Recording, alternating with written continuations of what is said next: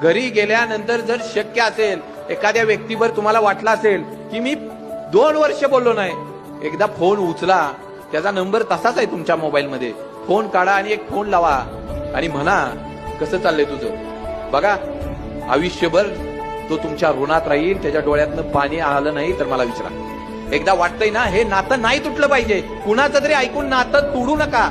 आम्ही पूर्वी आमच्या घरात एखादा कपडा फाटला, कपडा आमचा जीर्ण झाला तर आई आमची टाचायची, रोपू करायची, आम्ही तो ड्रेस परत घालायचो. पण जर आता आमचा शर्ट फाटला तर आम्ही नवीन ब्रँडेड घेऊन येतो, परंतु तो रुपू करण्याचा प्रयत्न करत नाही, लगेच बदलून टाकतो. आमच्या नात्याचं पण असंच आहे. आमचं नातं थोडं इकडे तिकडे झालं ना, आम्ही नातं बंदच करून टाकतो, नवीन नाती शोधतो. मित्रांनो, कुणाच्या तरी सांगण्यावर नातं लांब नेऊ नका ना. 2 पावलं पुढे जावा आणि बोला तरी. अरे, आयुष्यभर ते नातं जपावं असं आम्हाला वाटत असेल तर 100% जपा. तुमच्या सगळ्या रोगाचं औषध मेडिकल